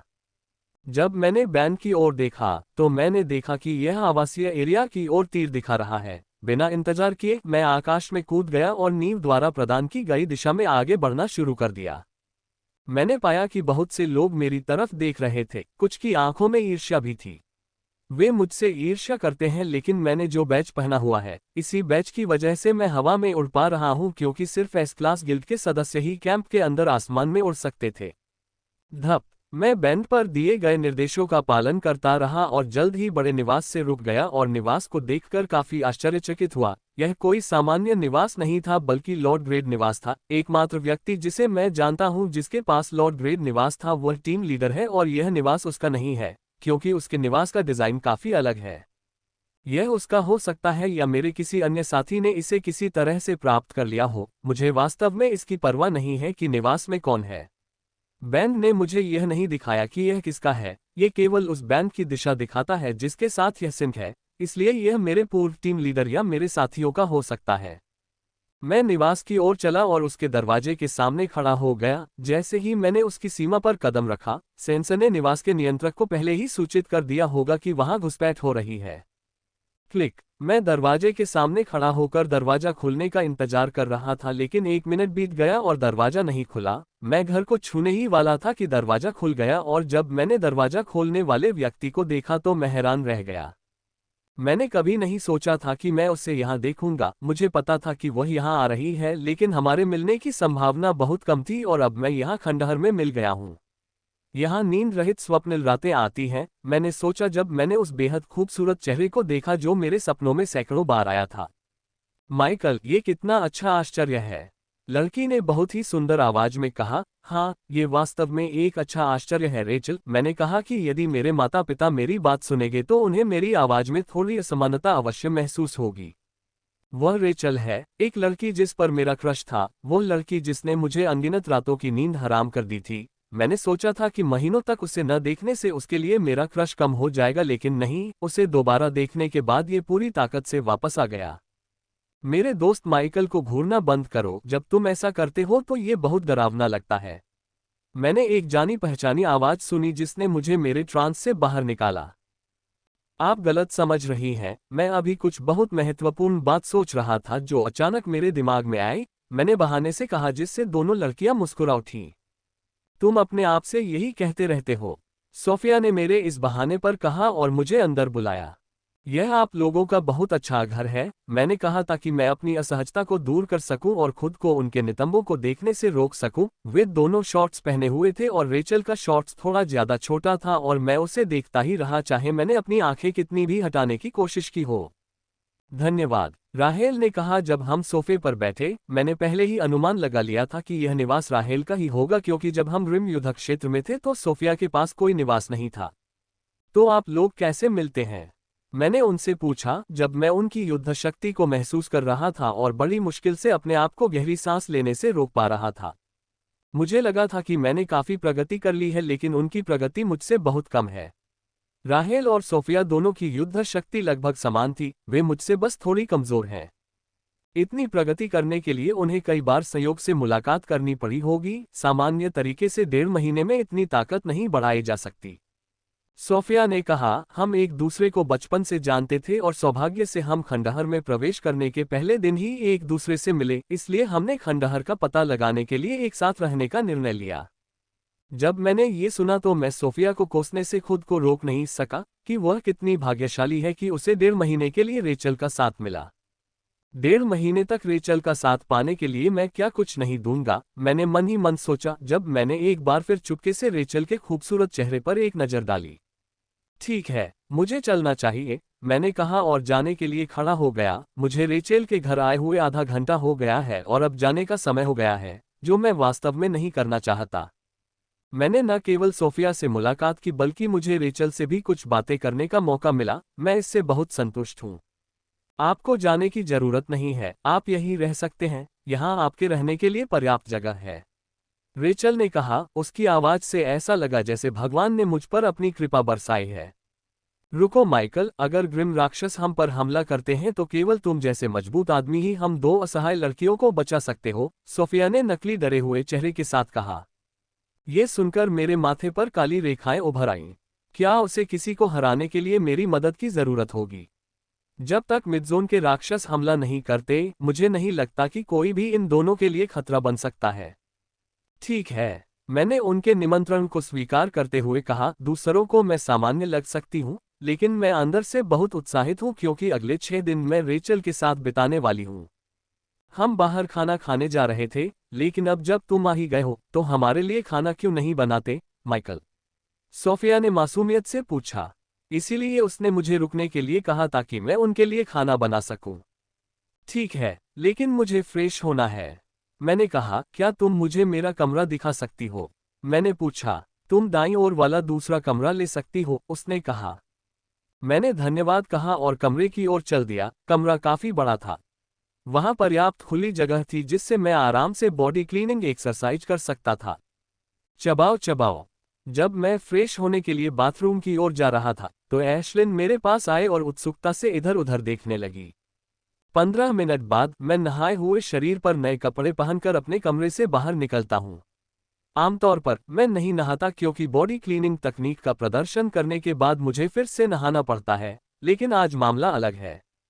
एशलीन को क्या हुआ? सोफिया ने पूछा जब उसने मेरे कंधे पर एशलीन को देखा। रेचल भी उसके बदले हुए रूप को देखकर थोड़ा आश्चर्यचकित हुई। उसने एशलीन को बहुत बार नहीं देखा था, लेकिन उसके मन में एशलीन की स्पष्ट छाप थी। उसने उत्परिवर्तन किया। मैंने बिना ये बताए कि वह उत्परिवर्तन कैसे करती है कहा। सोफिया ने एश्लिन को ध्यान से देखना शुरू किया, लेकिन उसने उसे छुआ नहीं क्योंकि वह स्पष्ट रूप से जानती थी कि एश्लिन को छुआ जाना पसंद नहीं है। भगवान, मैं चाहती हूँ कि जो भी उत्परिवर्तित हो जाए और उसके माथे पर एश्लिन के उस क्रिस्टल आंसू जैसा कुछ अच्छा हो, सोफिया ने कहा और उसने कमरे के कोने में अपने राक्षस को देखा। अपना नाम सुनकर सोफिया के राक्षस ने एश्लिन की ओर देखा और उसके पास आने लगा, लेकिन जब उसने एश्लिन को मेरे कंधे पर देखा तो वह वहीं रुक गया और रेचेल के राक्षस के साथ खेलने लगा। तुम खाना बना रही हो ना? सोफिया ने पूछा। मैंने उसे बिना बताए बस उसकी तरफ देखा। मैं तुम्हें बताना चाहता था कि रसोई उस तरफ होती है। सोफिया ने मेरी निगाह महसूस करने के बाद कहा। धन्यवाद, मैंने मुस्कुराते हुए कहा और रसोई की ओर चला गया। मैं पूछने ही वाला था कि रसोई कहाँ है, लेकिन सोफिया ने मेरे पूछने से पहले ही जवाब दे दिया था। क्या तुम्हें किसी मदद की जरूरत है? रेचल ने पूछा। नहीं, मैं अकेली हूँ, कोई बात नहीं, मैंने कहा और रसोई में चला गया। सामान्यतः मैं मदद मांगती क्योंकि मुझे 6 लोगों के लिए खाना बनाना है, लेकिन आज के रात्रि भोज के लिए मैं कुछ आश्चर्य रखना चाहती हूँ, इसलिए यदि मुझे रात्रि भोज पकाने में थोड़ी अधिक मेहनत भी करनी पड़े तो भी मुझे कोई आपत्ति नहीं है। रसोई में प्रवेश करने के बाद मैं बिना इंतजार किए सामान बाहर निकालती हूँ और खाना बनाना शुरू कर देती हूँ। मैं खाना बनाते समय बहुत सावधान रहती हूँ क्योंकि मैं खाना पकाने के लिए औषधीय राक्षसों के मांस का उपयोग कर रही हूँ। मैं चाहती हूँ कि यह स्वादिष्ट हो, लेकिन मैं ये भी चाहती हूँ कि जब तक वे बिना किसी प्रतिकूल प्रभाव के संतुष्ट न हो जाएं। यह अच्छी बात है कि वे शक्तिशाली हैं और यदि मैं सीमित गुणवत्ता में उन्हें रखूं तो उच्च स्तरीय औषधीय राक्षसों के भोजन को भी पचा सकते हैं। मैंने खाना बनाना शुरू किया और इसे पूरा बनाने में मुझे 1.5 घंटे से थोड़ा अधिक समय लगा। ये सबसे तेज समय है जब मैं इतना विस्तृत भोजन बना पाए। तुमने कुछ स्वादिष्ट बनाया होगा जो तुम्हें इतना समय लगा, सोफिया ने कहा और मेज पर बैठ गई। मैंने सभी चीजें मेज पर रख दी और हम खाना शुरू कर दिया। यह क्या है? ये बहुत स्वादिष्ट है। हाँ, बहुत स्वादिष्ट है, दोनों ने एक स्वर में कहा। सबसे स्वादिष्ट व्यंजन वह है जो मैंने सिल्वर फैंग हॉक के मांस से बनाया था। हालांकि यह व्यंजन पूरी तरह से सिल्वर फैंग हॉक से नहीं बना था, मैंने इसमें कुछ अन्य मांस मिलाया था। सिल्वर फैंग हॉक के पूरे मांस से बना व्यंजन इतना अधिक स्वादिष्ट होता कि वे गुब्बारे की तरह उछल जाते। इसलिए इस व्यंजन में मैंने केवल एक रजत पंख वाले मांस का उपयोग किया है, जबकि शेष मांस किसी अन्य औषधीय राक्षस का है। रात्रि भोज में मैंने कई दुर्लभ और बहुमूल्य जड़ी बूटियों का उपयोग किया है। मैंने एक ऐसी जड़ी बूटी का भी उपयोग किया है जो शीर्ष 3 सूचियों में शीर्ष 10 में मौजूद है। मैं आमतौर पर इतना खर्चीला नहीं हूं, लेकिन आज मैं ऐसा बनना चाहता हूं और मेरे पास ऐसी कई जड़ी बूटियां हैं, इसलिए कुछ का उपयोग करने से मुझे कुछ भी नुकसान नहीं होगा। ओह, मेरा पेट कभी इतना भरा नहीं था, सोफिया ने कहा और आखिरकार उसने अपनी कटलरी नीचे रख दी। सोफिया ने बहुत ज्यादा खाया, मैं भी उसकी भूख देखकर हैरान रह गया। अच्छा हुआ कि मैंने सिल्वर फैंग हॉक का मांस पूरी तरह से नहीं खाया, वरना सोफिया को विस्फोट कर देता। अब वह फटेगी नहीं, लेकिन कुछ ही सेकंड में उसे अपने अंदर से बहुत असहज गर्मी महसूस होगी और वह उस भावना से छुटकारा पाने के लिए कुछ बहुत ही कठोर कार्य करेगी। सोफिया ही नहीं, रेचल ने भी काफी कुछ खा लिया था। उसने सोफिया जितना तो नहीं खाया होगा पर काफी कुछ खा लिया था और उसे भी इस गर्मी से छुटकारा पाने के लिए कुछ बहुत कठोर काम करना होगा। मन ही मन बहुत शैतानी हंसी हंसते हुए सोचा। माइकल, ये कैसी गर्मी लग रही है मुझे, सोफिया ने अचानक कहा। मैं मन ही मन पागलों की तरह हंस पड़ा। ये वही औषधीय ऊर्जा है जिसके बारे में मैंने तुम्हें तब चेतावनी दी थी जब तुम अपना पेट मांस से भर रहे थे। आपका शरीर औषधीय राक्षस के मांस को पचा रहा है और औषधीय ऊर्जा का उत्पादन कर रहा है, और यह औषधीय ऊर्जा आपकी क्षमता से थोड़ी अधिक है। मैंने गंभीर चेहरे के साथ रेचल की ओर एक तिरछी नजर डाली। हाँ हाँ हाँ हाँ, जब मैंने देखा कि उसकी त्वचा भी लाल हो रही है तो मैं अपने अंदर ही अंदर हंसने से खुद को रोक नहीं पाया, ये सोचकर कि मेरी बुरी योजना सफल होने जा रही है। तो इस औषधीय ऊर्जा से छुटकारा पाने के लिए हमें क्या करना होगा? रेचल ने पूछा। उसका चेहरा भी सोफिया की तरह लाल हो गया है, लेकिन सोफिया के विपरीत इस लाल फूले हुए रंग ने उसे बहुत प्यारा बना दिया था। आपको उस औषधीय ऊर्जा को पचाना होगा और ऐसा करने का एकमात्र तरीका बहुत कठिन व्यायाम करना है। मैं उस औषधीय ऊर्जा को पचाने के लिए शरीर शुद्धिकरण तकनीक का प्रयोग करता हूं, मैंने कहा। तो फिर हम यहाँ किस बात का इंतजार कर रहे हैं, चलो प्रशिक्षण कक्ष में चलें, सोफिया ने ऊंची आवाज में कहा और रेचेल के साथ प्रशिक्षण कक्ष की ओर लगभग दौड़ी। मैं उनके पीछे पीछे चला और पीछे से राहेल की ईश्वर प्रदत्त संपत्ति की जांच की। मैं इससे तृप्त नहीं हो सका, चाहे मैंने उन्हें जितनी बार देखा। रेचेल की सुंदर गांड से अपनी नजरें हटाते हुए मैंने उनकी गति से मेल खाने के लिए तेजी से कदम बढ़ाए और जल्द ही हम प्रशिक्षण कक्ष में पहुंच गए। क्या आप शरीर की सफाई की तकनीक जानते हैं? मैंने रेचल से पूछा। हाँ, सोफिया ने मुझे सिखाया है, रेचल ने उत्तर दिया। वह मुझे हर दिन प्रदर्शन करते हुए देखती थी और मुझसे उसे सिखाने के लिए कहती थी। 72वें आसन में उसकी प्रगति मेरे जैसी ही है, सोफिया ने कहा और ध्यान से मेरे चेहरे की ओर देखते हुए ये देखना चाह रही थी कि क्या मैं इस बात से नाराज हूं। मैं क्यों नाराज होऊंगा? इसके बजाय मैं भी बहुत खुश हूं, क्योंकि उसने रेचल को तकनीक सिखाते समय कई बार मेरा नाम रेचल से लिया होगा। ये 72वें आसन से ऊपर के आसन हैं, आप इन्हें शुरू करने से पहले देख सकते हैं, मैंने कहा और उनके सामने प्रोजेक्टर पर खुद को शरीर शुद्धिकरण व्यायाम करते हुए दिखाया। इस खंडहर में आने से पहले मैंने अपने सभी दोस्तों को अपनी प्रगति की रिकॉर्डिंग भेजी थी और उस समय मेरी प्रगति केवल 72वें आसन तक ही थी, इसलिए मैं केवल उतना ही भेज सका था। लेकिन अब मैंने पहले कदम के सभी आसन नहीं किए हैं, बल्कि दूसरे कदम के भी कुछ आसन करने हैं और मैंने वह सब रिकॉर्ड कर लिया है। मुझे प्रशिक्षण के दौरान खुद को रिकॉर्ड करने की आदत है, इससे मुझे आगे की कार्रवाई तय करने में मदद मिलती है। मैंने प्रोजेक्टर में सीधे 72वें पोज पर जाकर देखा कि उनके लिए औषधीय गर्मी का अनुभव करना कितना असहनीय है, जो समय के साथ बढ़ती जा रही थी। शरीर शुद्धिकरण व्यायाम शुरू करने से पहले उन्हें पहले कदम की पूरी मुद्रा याद करने में कुछ मिनट लगे। उन्होंने शरीर शुद्धिकरण तकनीक का प्रदर्शन शुरू किया। मैं उस कोने में चला गया जहां से मैं राहेल की हर गतिविधि को देख सकता था और उन प्राकृतिक खजानों की गतिविधियों को देख सकता था जो ईश्वर ने उसे प्रदान किए थे। मुझे उसकी हरकतें एक विदेशी नृत्य की तरह लग रही थीं, खासकर अब जब उसने जो शॉर्ट्स पहन रखे थे वे पूरी तरह से गीले हो गए थे, जिससे उसके शरीर का हर एक वक्रता लगभग पारदर्शी रूप से उजागर हो रही थी। उसे देखकर मेरा छोटा भाई सावधान की मुद्रा में खड़ा हो गया। यदि मैं अपने शरीर पर अच्छा नियंत्रण नहीं रखता तो अगर लड़कियां मेरी ओर देखती तो मैं खुद को काफी अजीब स्थिति में पाता। उन्हें 72वें आसन तक पहुंचने में 5 मिनट भी नहीं लगे। ऐसा लग रहा था कि उन्होंने 72वें आसन तक पहुंचने के लिए रोजाना बॉडी क्लींजिंग तकनीक का अभ्यास किया था, क्योंकि उनकी गति मुझसे थोड़ी धीमी थी। 72वें आसन पर दोनों के शरीर चुकंदर की तरह लाल हो गए, लेकिन मुझे पता है कि यह ज्यादा देर तक नहीं रहेगा, क्योंकि औषधीय ऊर्जा अभी भी उनके शरीर में पच रही है और अगर कुछ सेकंड के लिए भी इसे रोक दिया जाए तो लालिमा पूरी ताकत के साथ वापस आ जाएगी। 72वें पोज पर पहुंचने के बाद वे 73वें और आगे की ओर बढ़ने लगे और उनकी गति में ज्यादा कमी नहीं आई।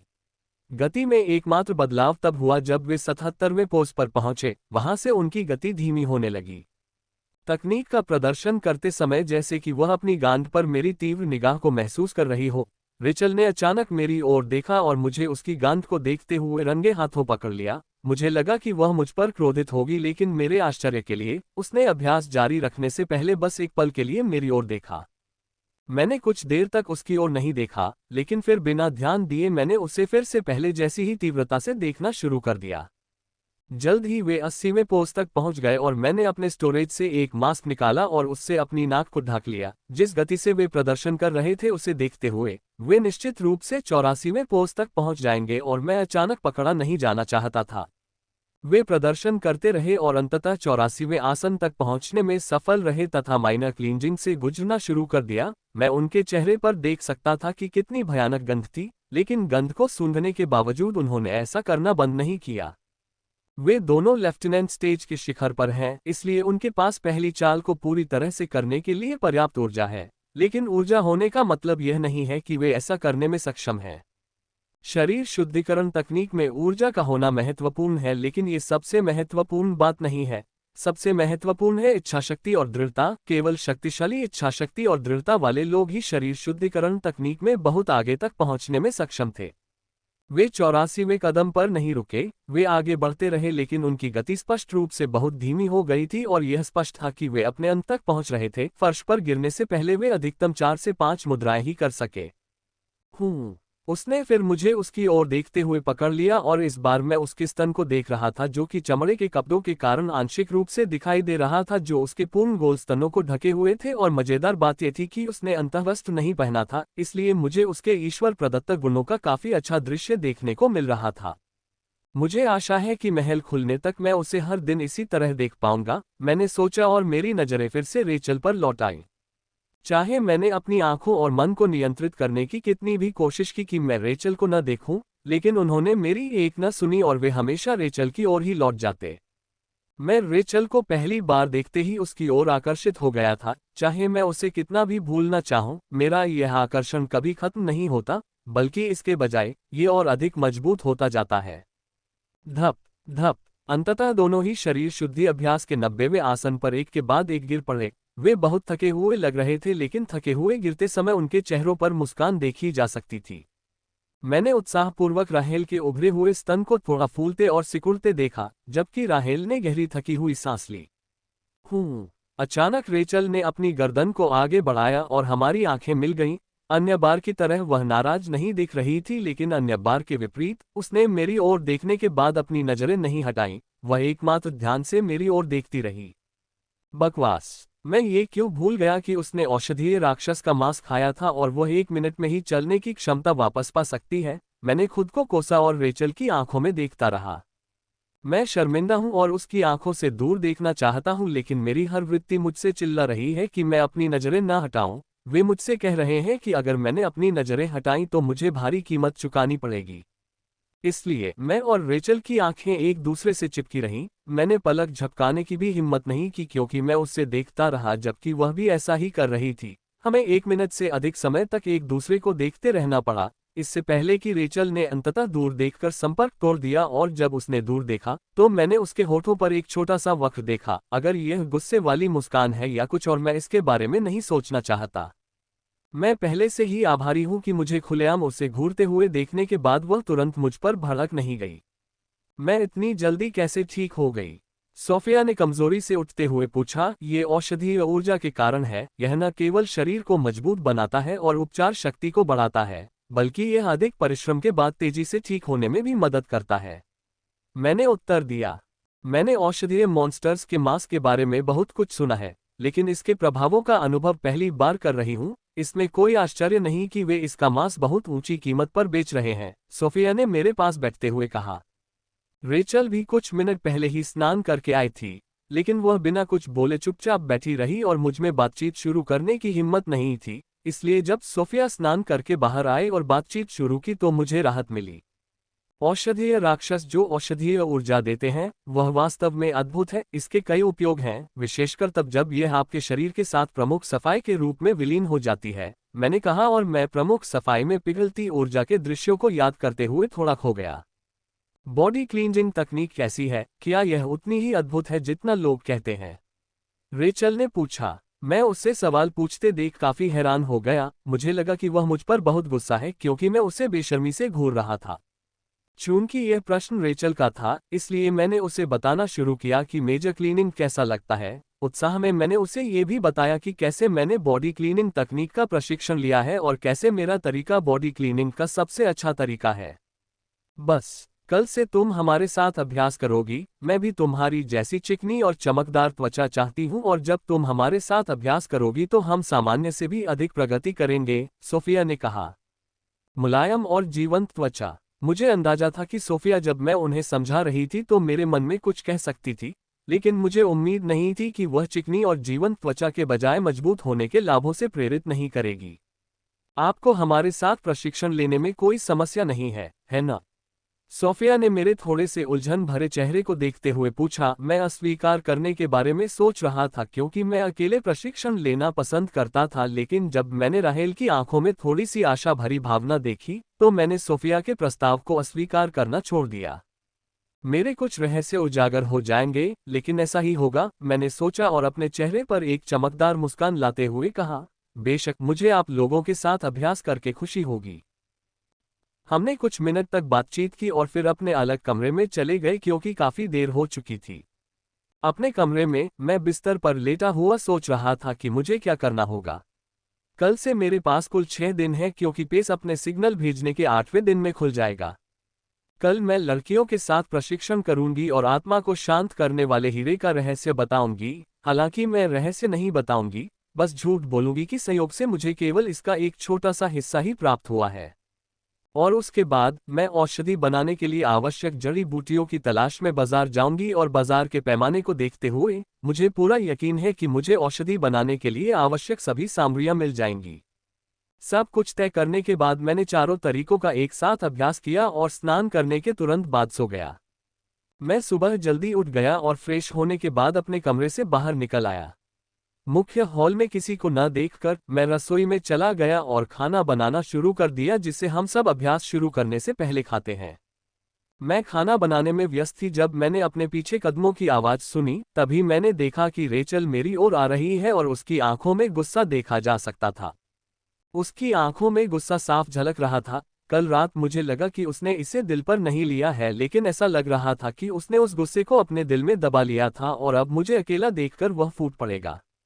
Rachel ID. मैंने समझाना शुरू ही किया था कि रेचल ने सबसे विपरीत काम किया जो मुझे संभव लगा था। वह मेरे बहुत करीब आ गई और इससे पहले कि मैं समझ पाता कि क्या हो रहा है, उसने सीधे मेरे होठों पर चूमा। मैं इस बदलाव से इतना हैरान था कि मैं उसके चुंबन का बिल्कुल भी जवाब नहीं दे पाया। मैं बस यही सोच रहा था कि यह एक सपना था या नहीं, लेकिन जल्द ही मैंने उस सवाल को भूलने का फैसला किया और राहेल की तरह ही उसी जुनून के साथ चुंबन का जवाब देना शुरू कर दिया। इससे किसे फर्क पड़ता है कि यह सपना है या नहीं, मुझे तो बस इस बात की परवाह है कि मैं रेचल को चूमूं, भले ही वह सपना ही क्यों न हो, मुझे इससे कोई आपत्ति नहीं होगी। पहले तो चुंबन धीमा था, लेकिन जैसे जैसे समय बीतता गया ये और अधिक जोशपूर्ण होता गया। न केवल हमारे होंठ एक दूसरे को छू रहे थे, बल्कि हमारे हाथ भी छू रहे थे और यह सोचकर कि यह एक सपना हो सकता है, मैंने अपने हाथ उसकी गांठ पर ले जाकर उसे धीरे से दबाया। मैं तब से ऐसा करना चाहता था जब मैंने उन्हें पहली बार इस निवास में प्रवेश करते समय देखा था, लेकिन मैं ऐसा नहीं कर सका। लेकिन अब मुझे मौका मिला है, भले ही यह मौका सपने में ही क्यों न हो, मैं इसे भुनाने के लिए बहुत खुश हूँ। उसकी गांठ मेरी कल्पना से कहीं बेहतर है, ये नर्म लेकिन दृढ़ है। मैं इसे किसी चीज से तुलना करना चाहता था, लेकिन मैं ऐसा नहीं कर सका क्योंकि मुझे लगा कि ऐसी कोई चीज नहीं है जिससे मैं इसकी तुलना कर सकूं। माइकल, क्या तुम कुछ स्वादिष्ट पका रहे हो? मैं उसका स्वाद चखने के लिए इंतजार नहीं कर सकती। हम चुंबन में खोए हुए थे, तभी अचानक हमारे कानों में एक आवाज गूंजी और वह हमारे करीब आ रही थी। FGEWEB9AL_com। हम तुरंत एक ही समय पर अलग हो गए और रसोईघर के अलग अलग कोनों में खड़े हो गए और कुछ ही सेकंड बाद सोफिया अपने सामान्य प्रशिक्षण कपड़े पहने हुए आए। इसकी खुशबू बहुत अच्छी है। यह क्या है? सोफिया ने कहा जब वह स्टोव के पास आए और उस पर पक रहे पकवान को देखा, जो रेचल और मेरी थोड़ी अजीब स्थिति के लिए पूरी तरह से स्पष्ट था। मैंने अपने आप को सीधा किया और रेचल की ओर देखा, जिसका हाव भाव फिर से उसके सामान्य पोकर चेहरे जैसा हो गया था, लेकिन मैं उसकी आंखों में स्पष्ट खुशी देख सकता था।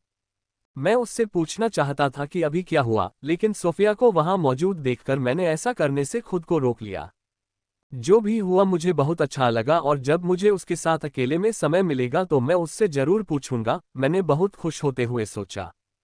अम्मा, ये वास्तव में बहुत स्वादिष्ट है, सोफिया ने अचानक कहा और जब मैंने उसकी ओर देखा तो पाया कि वह अभी भी चूल्हे पर रखे बर्तन में से उस चम्मच से भोजन का स्वाद ले रही है, जिसे वह भगवान जाने कहां से निकालती है। सोफिया, ऐसा करना बंद करो, यह अभी तैयार नहीं हुआ है। मैंने सोफिया को डांटा जब मैंने देखा कि वह बर्तन से एक और चम्मच भरकर ले जा रही है। ये तैयार नहीं हुआ है, लेकिन इसका स्वाद बहुत स्वादिष्ट है, सोफिया ने कहा और उसने अनिच्छा से वह चम्मच नीचे रख दिया जो उसने कहीं से निकाला था। अब जाओ, मुझे शांति से खाना बनाने दो, मैंने सोफिया से कहा। वह जाने लगी, लेकिन उसके साथ रेचल भी थी। मैंने सोफिया को जाने के लिए कहा क्योंकि मैं रेचल के साथ कुछ समय बिताना चाहता था, लेकिन अब रेचल भी रसोई से बाहर जा रही थी। रेचेल को जाते देख मैंने उससे ये धीमी आवाज में काम बंद करने को कहा, लेकिन वह बस मुझ पर बुरी तरह मुस्कुराई और रसोई से बाहर चली गई। सोफिया। मैंने जल्दी से खाना बनाना समाप्त किया और मेज सजाना शुरू कर दिया। साथ ही सोफिया को बाहर निकालने के सैकड़ों तरीके सोच रही थी, ताकि मैं रेचल के साथ कुछ समय अकेले में बिता सकूं और उससे पूछ सकूं कि उसने पहले क्या किया था। राहेल, सोफिया, क्या आप में से कोई ऊर्जा अलगाव गठन के बारे में जानता है? मैंने पूछा। मैं सामान्य अलगाव गठन सहित कई संरचनाओं को जानता हूं, लेकिन मैं ऊर्जा अलगाव गठन को जानता हूं क्योंकि यह न केवल उच्च स्तरीय गठन है, बल्कि रूनिक संरचनाओं की कला में बुनियादी महारत की भी आवश्यकता है। हाँ, रेचल ने उत्तर दिया। आपको ऊर्जा पृथक्करण संरचना की आवश्यकता क्यों है? मैंने रेचेल से पूछा, क्या आप इसे पूरे प्रशिक्षण कक्ष में बना सकती हैं? मैंने सवाल टालते हुए कहा, जिससे लड़कियां मुझ पर क्रोधित हो गईं। मैंने सोचा था कि राहेल बिना कारण जाने ही संरचना नहीं बनाएगी, लेकिन मुझे आश्चर्य हुआ कि राहेल ने संरचना बनाना शुरू करने से पहले कुछ सेकंड तक मेरी ओर गुस्से से देखा। उसे यह संरचना बनाने में 15 मिनट लगे और उसने जो संरचना बनाई थी वह दोषरहित थी, उसमें कोई गलती नहीं देखी जा सकती थी। अब क्या? राहेल ने अभी भी गुस्से से पूछा। मैंने कुछ नहीं कहा, बस उस छोटे से कंगन को निकाला जिसे मैं पहन रही थी और उस पर कुछ खंडहर सक्रिय कर दिए और दमनकारी ऊर्जा उसमें से निकलने लगी। Soul tempering diamond. मैंने उठने और ये बताने के लिए सही मात्रा में ऊर्जा का समायोजन किया था कि मैं क्या कर रहा हूँ, जब मैंने सोफिया को जोर से सोल टेम्परिंग डायमंड चिल्लाते हुए सुना। क्या? Soul tempering diamond? सोफिया के चिल्लाने के बाद रेचेल ने भी दूसरा चिल्लाया। उनकी चीखें सुनकर मुझे थोड़ा उदास महसूस हुआ। ज्ञान क्रिस्टल प्राप्त करने से पहले मेरे पास इन बेहतरीन खजानों के बारे में कोई आदर्श नहीं है, लेकिन देखा कि वे इसे देखकर कितने हैरान हैं। उनके पास सोल टेम्परिंग डायमंड के बारे में बहुत अच्छे विचार हैं। ये सोल टेम्परिंग डायमंड है ना? सोफिया ने हकलाते हुए कहा, जब मैं बोतल को बीच में रखने के बाद खड़ा हुआ। सोफिया ने कहा, मेरे भाई ने मुझे बताया कि नाइट स्टेज के लिए आत्मा का सबसे अच्छा खजाना यही है। मैंने सिर हिलाया। यह न केवल नाइट स्टेज में बल्कि ऊपर के स्टेज में भी उपयोगी है, बल्कि नाइट स्टेज के योद्धाओं को इससे सबसे अधिक लाभ मिल सकता है। क्या आप लोग आत्मा को शुद्ध करने की कोई विधि जानते हैं? मैंने पूछा, तो उन दोनों ने प्यार से अपना सिर हिलाया। मैं तुम्हें अच्छी तरह सुनना सिखाऊंगा, मैंने कहा और उन्हें गुप्त विधि सिखाना शुरू कर दिया। सीक्रेट विधि बहुत आसान है क्योंकि इसमें केवल एक परिसंचरण है। असली समस्या इसका अभ्यास करने की है। ये बहुत ही कष्टदायक है और कोई भी समझदार व्यक्ति ऐसा नहीं करेगा। आहा! दोनों लड़कियां जोर से चिल्लाने लगीं क्योंकि वे दमनकारी ऊर्जा को अपनी आत्मा में प्रसारित करने की कोशिश कर रही थीं। शरीर की सफाई करने वाले व्यायाम करते समय इसे घुमाएं, इस तरह से दर्द को नियंत्रित किया जा सकेगा, मैंने कहा और राहेल के पास वाली जगह की ओर चल दिया।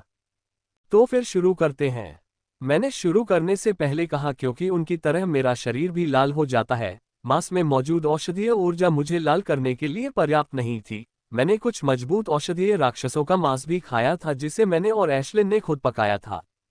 1 मिनट रुको, मुझे लगता है कि इससे हमारा अभ्यास और भी बेहतर और कम दर्दनाक हो जाएगा, सोफिया ने कहा और बोतल के बगल में पारदर्शी बॉक्स काला रख दिया। उस बॉक्स के अंदर अंगूठे के आकार का एक काला पत्थर देखा जा सकता था। जैसे ही उसने ऐसा किया, बॉक्स से बहुत ही शांत ऊर्जा फैलने लगी। सोफिया ने कहा, यह आत्मा को शांत करने वाला पत्थर है। यह आपके आत्मा को शांत करने वाले हीरे जितना कीमती नहीं हो सकता है, लेकिन यह दर्द और अत्यधिक टेम्परिंग के दुष्प्रभावों को कम करने में मदद करेगा।